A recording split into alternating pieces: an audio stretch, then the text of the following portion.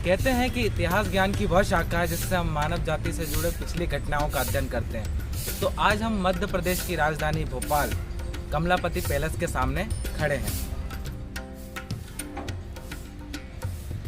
यहाँ आने की भी एक दिलचस्प कहानी है। कहा जाता है कि भोपाल से 50 किलोमीटर की दूरी पर गिन्नौरगढ़ नामक राज्य हुआ करता था, जिसके राजा निजाम शाह थे। निजाम शाह एक गोंड राजा थे। निजाम शाह की 7 पत्नियों में से रानी कमलापति भी एक थी और बेहद महत्वपूर्ण और प्रिय भी। कहा जाता है कि रानी परियों की तरह खूबसूरत थी और एक कहावत एक मुहावरा बड़ा ही प्रचलित था, तल हो तो भोपाल तल और सब तलैया, रानी है तो कमलापति बाकी दैया।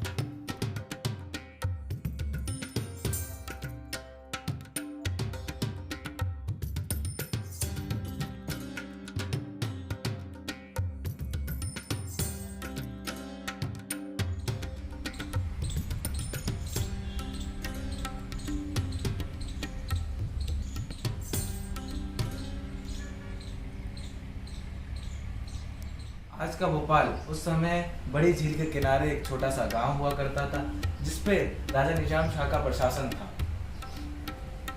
आपने एक कहावत तो सुनी ही होगी, हमें तो अपने ने लूटा घेरों में कहाँ दम था। ऐसा ही निजाम शाह के साथ हुआ।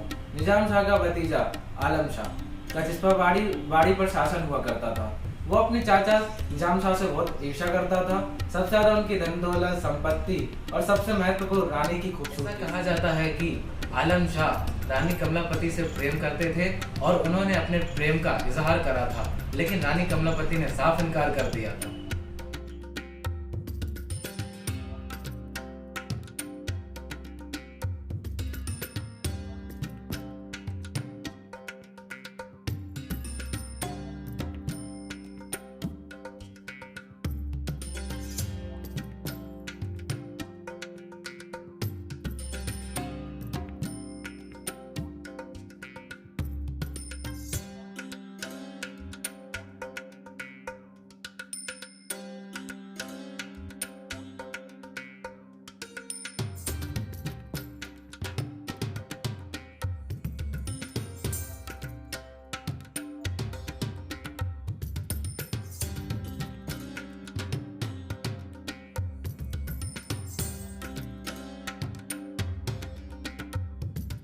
एक शाम आलम शाह ने अपने चाचा निजाम शाह को दावत पे बुलाया और षड्यंत्र से उनके खाने में जहर मिला दिया, जिस कारण से उनकी मृत्यु हो गई।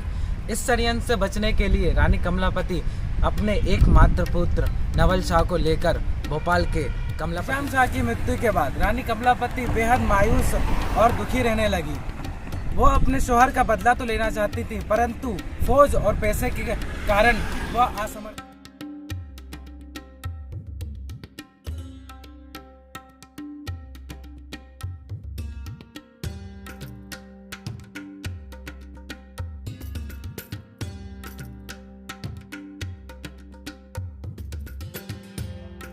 इसी दौरान दोस्त मोहम्मद खां की एंट्री होती है। दोस्त मोहम्मद खां एक तनख्वाहदार मुलाजिम था, जो लोगों से पैसे लेकर बदले में उनकी सहायता किया करता था। तब तक दोस्त मोहम्मद खां जगदीशपुर तक अपना शासन कायम कर चुका था।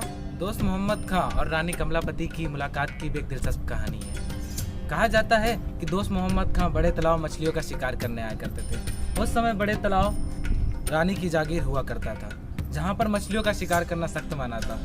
यह शिकायत रानी के कानों तक पहुंचती है। रानी आदेश देती है कि दोस्त मोहम्मद खां अगली बार जब भी मछलियों का शिकार करने आए, उन्हें हमारे सामने पेश किया जाए।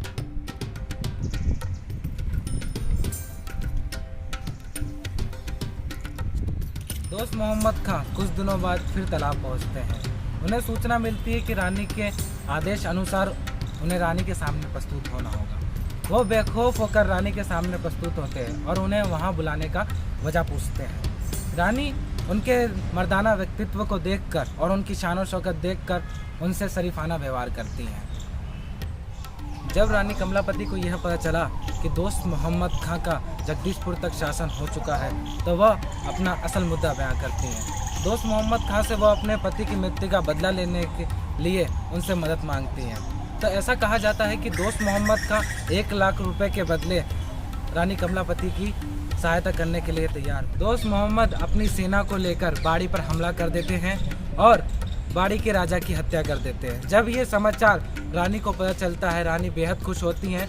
दोस्त मोहम्मद के बीच और रानी के समझौते के तहत रानी उनको 1 लाख रुपए देने में असफल होती हैं। इस तहत रानी उनको भोपाल का एक हिस्सा दे देती है। समय के पश्चात दोस्त मोहम्मद के मन में भी ईर्ष्या उत्पन्न हो जाती है और रानी की खूबसूरती पर मोहित हो जाते हैं।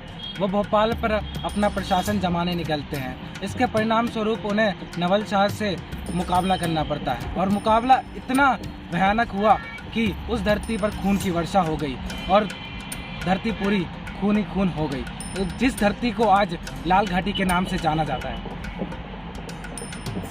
इसके परिणाम स्वरूप नवल शाह को हार का मुंह देखना पड़ा। रानी अपनी मान्य मर्यादा बचाने के लिए उन्होंने अपने तालाब का रुख अपनी ही महल के और करवा लिया और जल समाधि ले ली। आज उसी तालाब को बड़े तालाब और छोटे तालाब के नाम से जाना जाता है। तो गाइस, ऐसी रोमांचक वीडियो देखने के लिए चैनल को सब्सक्राइब करें और नई वीडियो आपके पास नोटिफिकेशन आ जाए, इसलिए बेल आइकन दबाना ना भूलें। शेयर, सब्सक्राइब, लाइक, कमेंट और बताएं कमेंट में आपको वीडियो कैसी लगी।